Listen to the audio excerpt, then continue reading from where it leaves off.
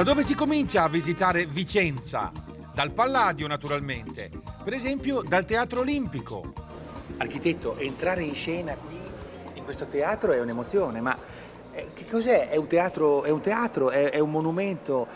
È l'ultima opera di Palladio, viene cominciata nel febbraio dell'80, Palladio morirà nell'agosto, è da un certo punto di vista il suo testamento. Palladio a Vicenza, capitolo secondo, la Basilica. Bella questa basilica, ma mi aspettavo una chiesa, invece no.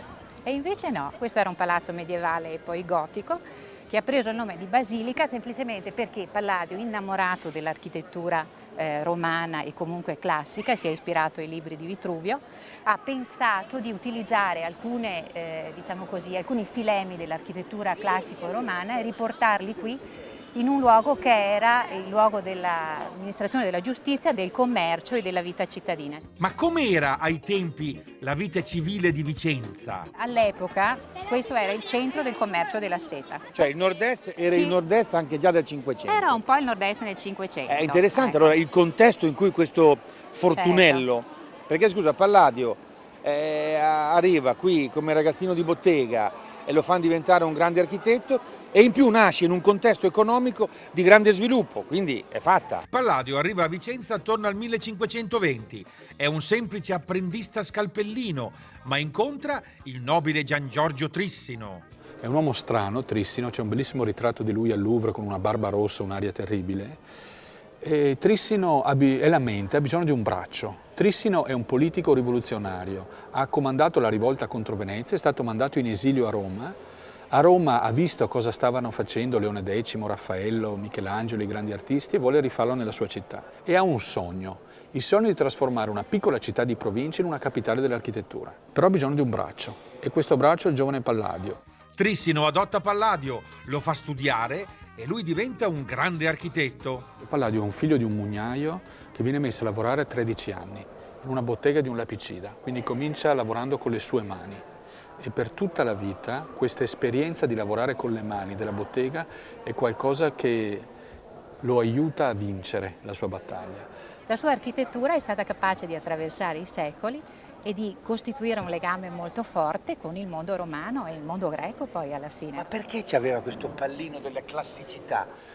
Intanto per loro non era così classico come per noi, per loro era una innovazione. Si immagini cosa vogliono dire le astronavi degli edifici palladiani, bianchi, un colore assoluto, che atterrano sul tessuto della città. Poi c'è anche una ragione politica, i vicentini odiano i veneziani, quindi rifarsi alle radici romane della città voleva dire rifarsi a qualcosa che a Venezia non c'era, quindi essere diversi. Palladio, l'uomo giusto al momento giusto. Diventa praticamente l'architetto di tutte le famiglie benestanti di Vicenza. Anche perché riesce a fargli risparmiare un sacco di sghei. Palladio inventa e brevetta dei mattoni particolari a forma di formaggino, di triangolo, che composti insieme gli consentono di fare una colonna di mattoni e rivestirla con un intonaco speciale che si chiama marmorino, che mischia insieme la polvere di marmo e la calce e lisciata con un ferro sembra pietra. Vedi per esempio questo edificio? Ecco, non è stato rivestito, ecco, ma poteva essere interamente rivestito di pietra bianca. Addirittura alcuni suoi edifici erano anche dipinti. Allora faceva spendere meno se tutto non veniva costruito con pietra pesante, come è il caso della Basilica. E quindi era anche un architetto economico e per questo piaceva molto alle famiglie nobili. Qualcuno dice ha inventato l'architettura low cost. In un certo senso sì. Questo Palladio a me è simpatico, per carità, però mi sembra un gran furbone. Cioè lui cosa fa? Prende la classicità che non fa mai male, è un sempreverde. Poi a un certo punto qui diventa l'architetto dei signori bene di Vicenza in un momento di grande splendore economico, competitività con Venezia e così via, e tuttora come dire, rappresenta il sogno di elevazione culturale addirittura oggi degli americani, ma dai! Storico, il 6 dicembre 2010 il Congresso degli Stati Uniti ha adottato una risoluzione che definisce il Palladio padre dell'architettura americana e in effetti basta vedere la Casa Bianca. Allora, perché il Palladio rappresenta il loro aggancio con il mondo classico. Quando gli americani hanno bisogno di decidere che forma deve avere la casa del loro presidente, non vogliono avere un palazzetto in stile francese o in stile inglese, che era lo stile delle monarchie europee. Vogliono un'architettura repubblicana. Quindi l'idea di scegliere un'architettura di Palladio, cioè una villa veneta, è anche un modo di avere un'architettura repubblicana, che è quella che la nuova elite americana vuole avere. Franca, come si chiama questo apparecchio qua? Si chiama Jenny. Jenny. Deriva dal Segway ed è stato modificato per essere di aiuto alle persone che non possono camminare e quindi che devono utilizzare una carrozzina da persone disabili. Franca non cammina, ma in compenso ha trovato il modo di correre con questa carrozzina tecnologica. Lei è Franca ed è arrivata volando. Perché si chiama Jenny questa macchina? Si chiama Jenny perché la Jenny fa parte della tua vita come qualsiasi cosa, come qualsiasi carrozzina di una persona disabile, e non la puoi più prescindere, perché una volta che ce l'hai poi non puoi più farne a meno. Quindi si voleva trovare un termine che rappresentasse un componente della famiglia, e pertanto tipo quando familiare, tu esci, sì, cosa fai Potevi questa chiamarla sera? Maria, che era uguale. Vabbè, però non era proprio così. No, Jenny è più esotica. Esatto. Beh, ma per fare i turisti è una meraviglia. Franca con la Jenny mi offre un'opportunità: passeggiare, o meglio sgommare, per le vie di Vicenza in modo ecologico e nel contempo provare di persona l'effetto che fa. Perché una città a misura di carrozzina è una città a misura di tutti. Andiamo, qui c'è la casa di Antonio Pigafetta.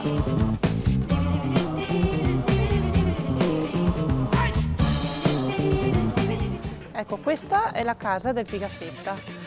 Dai, Antonio Pigafetta, navigatore, praticamente venista per caso anche lui, perché non era un navigatore, ma ha partecipato all'impresa di Magellano. Non c'è rosa senza spina, il motto di Antonio Pigafetta, una personalità importantissima. In Italia non lo conosce nessuno. Vicentino.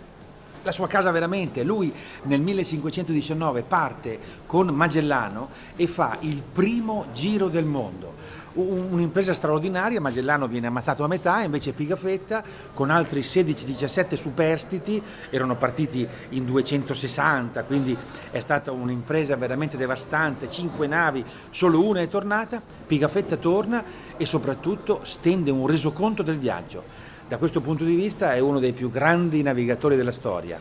Ha stabilito una serie di cose certe in termini geografici. Primo, la Terra è rotonda, perché lui l'ha circumnavigata ed è tornato a casa. Secondo, navigando verso ovest, praticamente il tuo fuso orario cambia di 24 ore, altra cosa di cui si è accorto lui. Insomma, una pietra miliare nella storia dell'esplorazione del mondo.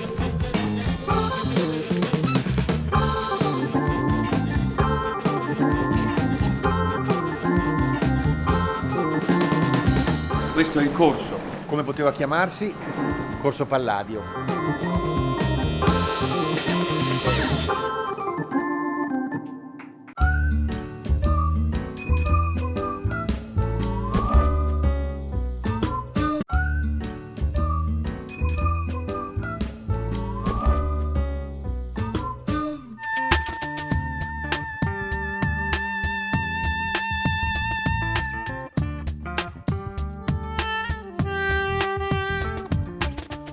Questa villa ha una storia, una villa veneta del Settecento, degli Zen, che erano dei patrizi veneziani, ma anche delle storie, perché a un certo punto era del conte Alessandro Guiccioli, che aveva sposato una ragazza bellissima, Teresa Gamba.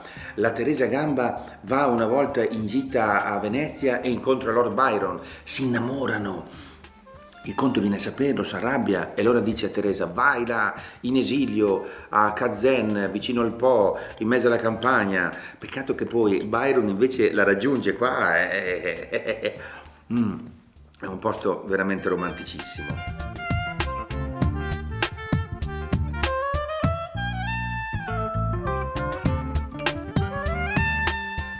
Questo salotto di Villa Zen pare che Lord Byron abbia composto e ideato alcune delle sue poesie migliori, ispirato certamente dalla bellezza della Teresa Gamba, dalle gambe della Gamba possiamo dire, perché era una bellissima donna, ma anche dal panorama del Po. Una volta l'argine era più basso e da qui si vedeva il grande fiume.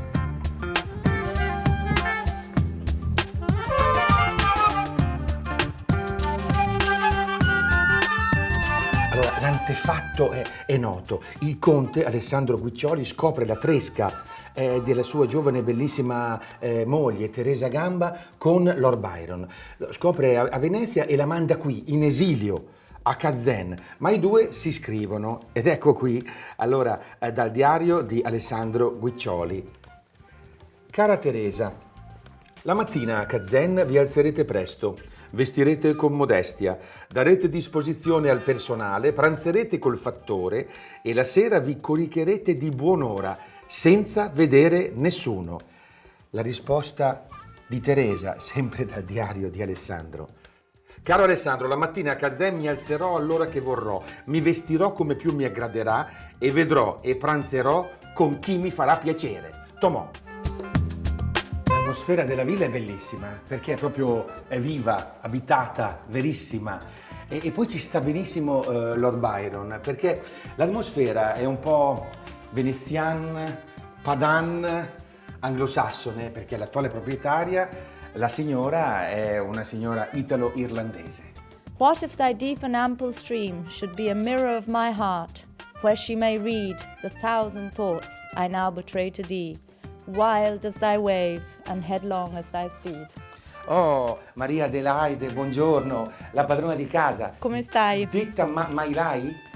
Detta sì, perché quando uno ha un doppio nome lo storpiano in tutti i modi. Io da piccola non sapevo dire Maria Adelaide, quindi mi chiamavo My Light. Bene, Mailai perché la mamma è irlandese. Irlandese. Si vede, la villa è, come dire, ha un'atmosfera anche molto inglese, ci sta benissimo. Lord Byron, cosa dice qua più o meno? Ma lui scrive per il suo grande amore, Teresa Gamba, per il fiume che scorre qua dietro e per questa casa, dove lui veniva segretamente a incontrare Teresa e si preoccupa un po' che il fiume possa interpretare i suoi pensieri nei confronti di Teresa. E nonostante il marito, appunto, Alessandro Guiccioli, Alessandro Guiccioli, almeno diamogli il nome giusto, poveretto. Guiccioli? Guiccioli. Conte Marchese, Guiccioli? Marchese, Alessandro. Urca, ho sbagliato 2 volte, vabbè, non sono adatto a queste Se cose. ne farà una ragione ormai. Sì, io mi chiedo scusa, ma sono proprio veramente Guiccioli. Guiccioli. Guiccioli.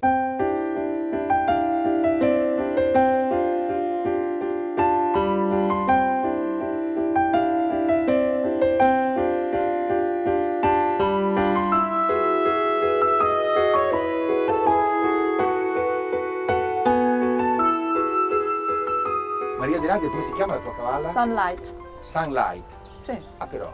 E lui come si chiama? Eddie. Ma sì, dai, Edoardo praticamente. Scusa, Edoardo, non volevo. Ecco fatto. Perfetto.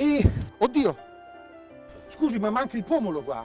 Ma il pomolo, la sella è comunque una sella da trekking bellissima. Ha parlato di trekking, per cui Sì. qui si possono fare un sacco di gite. Qui c'è uno sconfinato terreno per poter fare trekking e quindi si possono fare delle escursioni bellissime vicino al fiume. Quindi si possono fare tutte le passeggiate volendo. Tutte le passeggiate del mondo in giornata oppure con tappe, per esempio in altre strutture tipo queste che hanno la possibilità di ricevere cavalli e cavalieri. Beh, altro che trekking, a me basta un giro in giardino. Scusi, io non pretendo tanto, proprio 4 metri per dire sì, sono andato a Villa Zena e sono andato a cavallo.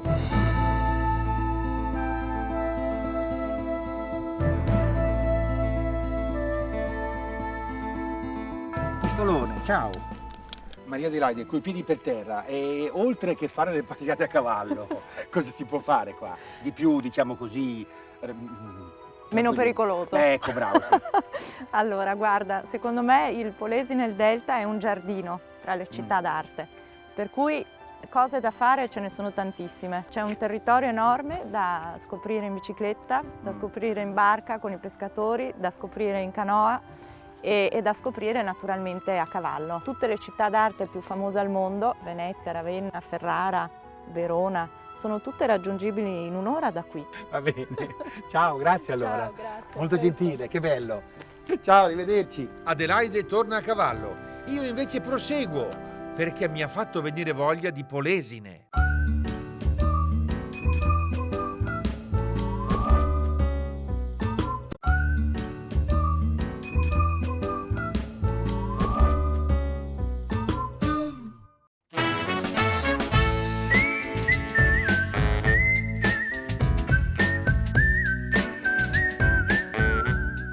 Slow Tour con la bicicletta pedalata assistita.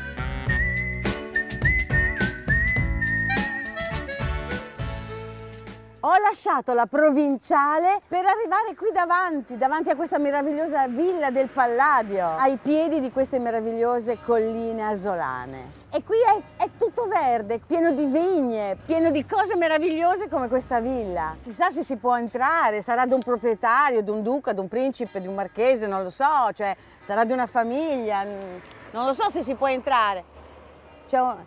Scusi, buongiorno, è il custode? Sì, è il custode si della può dire villa. che sono il custode. Non è che si può visitare la villa? Certo che si può visitare. Ma dai! La villa è aperta al pubblico. Bellissima! Noi siamo aperti al pubblico tutto l'anno. Ma dai! Sì. Bellissimo! Venga. È uno dei capolavori di Andrea Palladio. Sicuramente.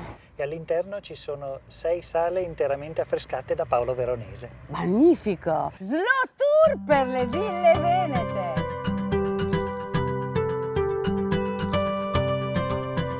Questa era la barchessa. La barchessa, che era questo spazio coperto dove si poteva lavorare. Qui c'erano gli accessi a tutti gli ambienti dell'azienda agricola, c'erano i granai di sopra e le scuderie di sotto, e qui si poteva scaricare e caricare. Quindi il grano anche qua sotto per pulire, Certo, la pulitura del grano, è sempre riparato, e questa è una grande cosa.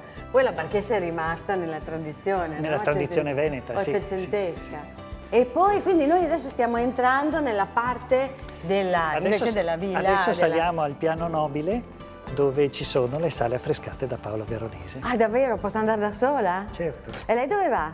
Io torno in campagna. Bene, ci rivediamo dopo allora. A dopo. Arrivederci. Io vado, eh? Sì. Io vado.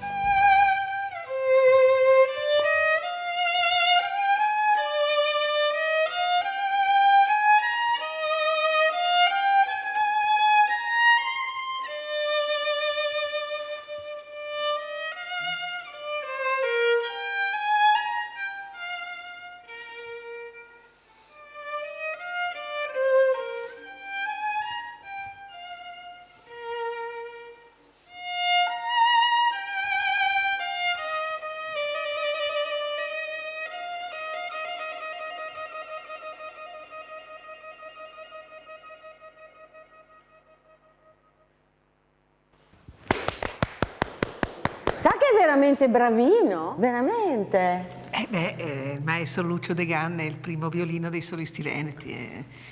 Ah, io sono solita fare queste gaffe. Suppongo che lei non sia la custode di questa villa. No, sono la fortunatissima che vive qui in questa villa. Magnifico! Maestro, quindi questa che è la sala della musica è una sala perfetta per la musica. Acustica meravigliosa, sì, direi quasi perfetta. Quindi suonare in un'altra epoca. È vero. E quindi qui avete vissuto nella contemporaneità, però altri tempi, perché in un luogo così... Sì, però forse per il fatto che sono cresciuta erano assolutamente normali. Ti dà un calore incredibile e soprattutto non ti senti mai in un museo, ti senti in una stanza. Cioè è vero, è verissimo, è vera. È una Sì, hai voglia di sederti e effettivamente riprende il caffè. Magari d'inverno fa un po' freddo, ma però... si potrebbe fare. Si potrebbe ancora fare.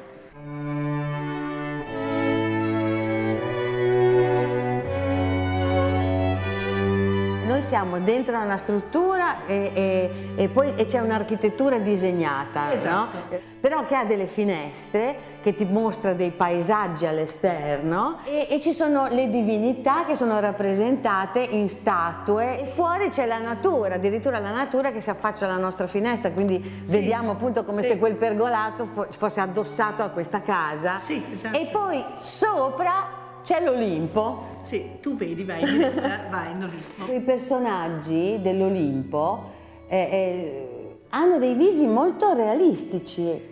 Potrebbero essere forse, magari, chissà, magari rappresentavano un qualche... gli stessi Barbaro, no? Sì, o persone che comunque erano nella famiglia. Sì, non sono dei visi astratti. È vero? Sono dei ritratti. È come se i proprietari, lo stesso Palladio e tutti quelli che hanno partecipato a costruire questa cosa meravigliosa, questo tempio, si fossero voluti immortalare nei visi degli dei, no? Sì, infatti. qui c'è questa cosa straordinaria che è stata scoperta. Quel viso, Quel quella viso maschera. che è il viso di Palladio. Ma no, Sì, è una maschera di Palladio. è lui. Sì. E poi c'è l'autoritratto? E poi c'è l'autoritratto di Paolo Veronese. Ma dai, vedi? Sì, lui, proprio lui. Si è fatto là. Si è fatta lì in fondo a questa incredibile infilata di porte, sempre più strette, e che ti danno, vedi gli architravi e ti danno l'impressione veramente che lui stia arrivando con i suoi cani dalla caccia dall'altra parte. Furbissimo, ancora un'altra idea scenografica. Porte sempre più strette in modo che l'infilata della prospettiva sia ancora più evidente. Ti sembra di fare chilometri prima di arrivare là.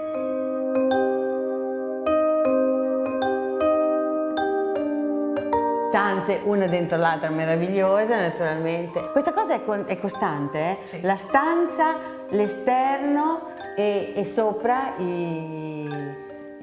proprio gli dei Allora, qui c'è la fede e la carità. e la carità.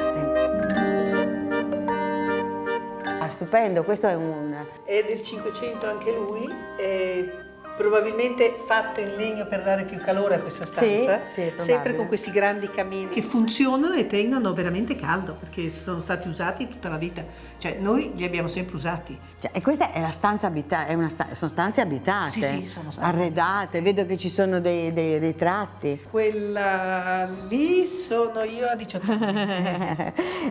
e questa Mio cavallerizza? padre è un'amica di mio padre che è una grande cavallerizza, questo era mio padre e questa effettivamente era la sua stanza.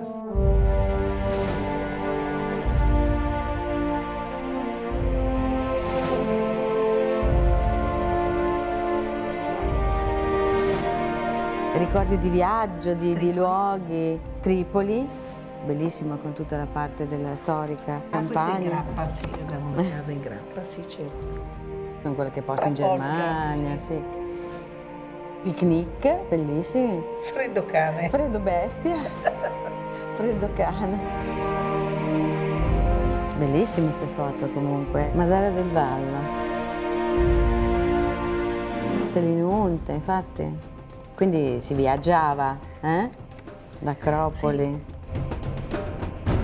Per esempio le due signore, no? Non so chi siano, Quei ma... due signori sono la mia mamma e questa. Se veramente a me fanno impazzire le foto, è una storia, una vita. E questa è... Beh, stupendo! Mamma mia, non ho mai visto una cosa così! Ed è vero! Sì?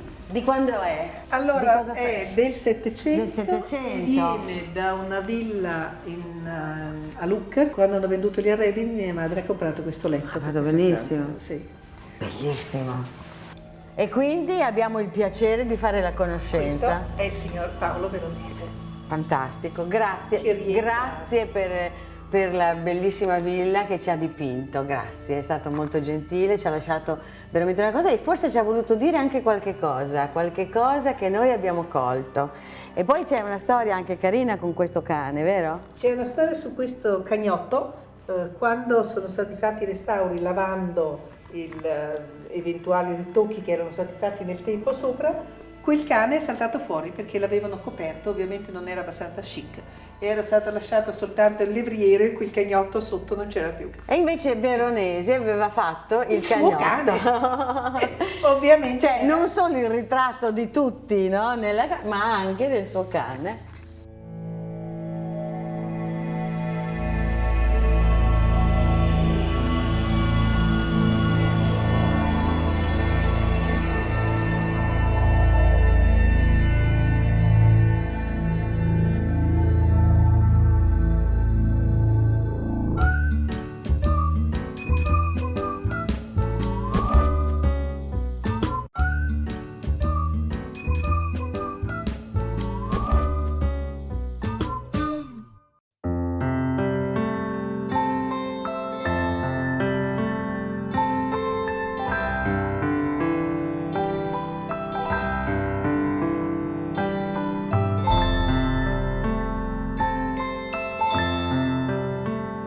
Ed eccoci dentro la villa, che magnificenza. Dominio di Bagnoli, è il nome della villa?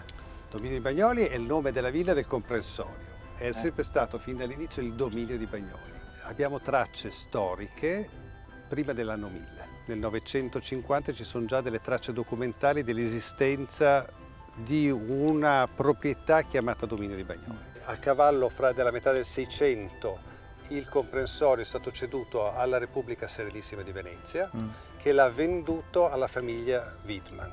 Personaggio rilevante della famiglia Widman era Ludovico, amico del Goldoni, che veniva qua l'estate e passava le sue vacanze. Invitava il Goldoni che per sdebitarsi dell'ospitalità ricevuta qui scriveva delle commedie. E in questa villa Goldoni faceva le prove. Mio marito che lo mai da ella.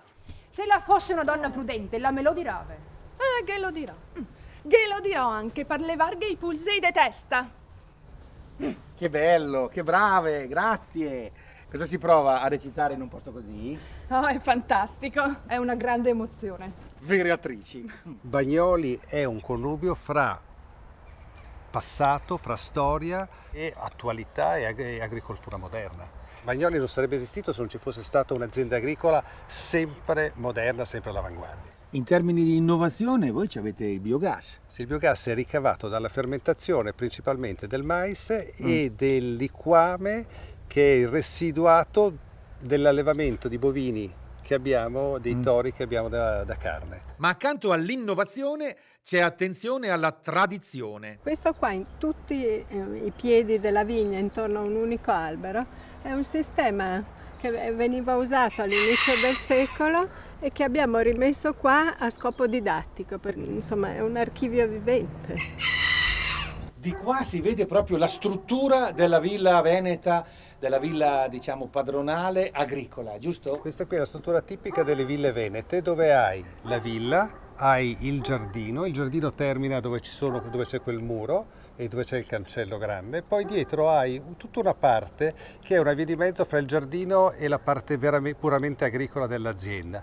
È chiamato il brolo. Che spettacolo, è una vera scenografia? Che si affaccia su una tenuta enorme di 600 ettari, dove c'è addirittura un piccolo aeroporto. Come nelle faziende sudamericane enormi, per capire come sono fatte, per vederle bisogna girarle in aeroplano. Assolutamente sì, allora dall'alto vedrete tutto, vedrete i campi, vedrete le stalle, vedrete il biogas, vedrete la villa, vedrete i vigneti, tutto quello che vi serve vedere. Bene, allora decolliamo con Andrea. Per una villa storica anche l'aeroplano è storico, è del 1948, per cui si abbina perfettamente con il contesto. Sì, questo mi preoccupa un po' di più, nel senso la villa storica è bellissima, l'aereo storico però insomma È del 1948, ma è come se fosse nato ieri perché è stato perfettamente restaurato e quindi è un piccolo gioiello. Quante ore di volo hai tu, scusa? 600. Sono tante, no? Sì, abbastanza. Va bene. Abbastanza, esatto. Ma porta uno come me? Sì, adesso con le gambe. Adesso con le gambe. Ecco, cosa ho fatto qua? Niente. Ma scusa Ale, hai i doppi comandi? Sì. Non contare su di me però se c'è qualcosa che non va.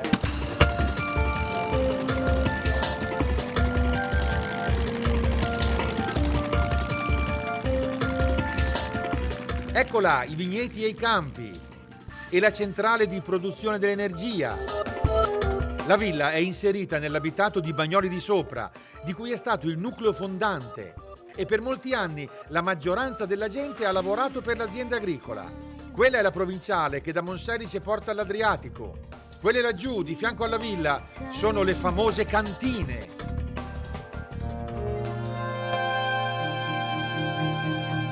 Bagnoli è un loghetto così bello, così ben fatto e pieno di simmetria, che poeta non è penelo che vi possa dir cos che sia. E voi altri, venime drio, belvingene almeno un'ombra prima che sia finito.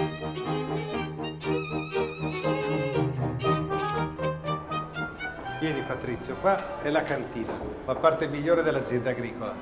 Qui c'è il vino friulano. Ho capito, a parte che siamo in Veneto e c'è il vino friulano. No, friularo. Che vino sarebbe? È un vitigno molto antico. Al tempo della Repubblica Serenissima era il vino più famoso della Repubblica, era il vino più caro della Repubblica perché era sostanzialmente l'unico che non andasse a male quando era imbarcato sulle navi. La cantina, come la vedi, questa qui è la parte della tinaia. Questi sono tini che hanno oltre 100 anni. E poi lì più avanti sotto abbiamo la parte più antica della cantina, quella che risale a prima dell'anno 1000, dove invece ci sono le botti. questa non è storia, questa è una roba moderna. Ci vuole tradizione, ma ci vuole anche attrezzatura moderna. Queste sono delle autoclavi con cui facciamo il prosecco, facciamo lo spumante, quello è l'impianto di bottigliamento. E il fatto che abbiamo delle attrezzature moderne in cantina non vuol dire che il vino non sia fatto in una maniera genuina e non sia fatto in una maniera corretta. Quante bottiglie fate all'anno? Noi abbiamo una potenzialità di circa 240-260 mila bottiglie. Con la scusa di assaggiare il vino, mi faccio invitare a pranzo. Questo è un vino, dicevi che non è champagne, ma di più. Di più, assolutamente di più. In che senso di più? Perché è fatto solo ed unicamente con uva nera vinificata in bianco. Per cui... Bianco del nero, blanc de noir. Bianco da nero sarebbe, e difatti va che colore che ha? Esatto. Oro. Poi viene trattato con metodo classico champenoise e viene invecchiato per oltre 10 anni. Per cui questo ha 10 anni? Questo qui ha 10 anni e abbiamo delle bottiglie molto più vecchie del 96, del 92, ancora buone. Anche il riso è prodotto in azienda. Ed è condito con estratto di uva friulara passita. Che noi umani non abbiamo mai assaggiato, il tutto in un contesto meraviglioso, dominio Bagnoli. La villa è vissuta costantemente ed è una casa prima di tutto, poi è anche un monumento, è anche bella, è anche tutto, ma è la nostra casa. Ma c'è anche posto per i comuni mortali turisti, nella dépendance. Il vigneto, l'allevamento, ovviamente la terra e i servizi al turismo. Noi abbiamo degli appartamenti, trafatto 3 appartamenti con delle camere per i turisti che si affacciano da una parte verso la villa, quindi verso la parte più storica, più monumentale, dall'altra parte verso il Brolo e quindi verso la parte agricola. Dominio Bagnoli rappresenta quindi il perfetto esempio di villa veneta, oggi come 500 anni fa. Una residenza nobile che economicamente si basa sull'agricoltura, aperta ai viandanti che magari una volta erano artisti e oggi sono turisti.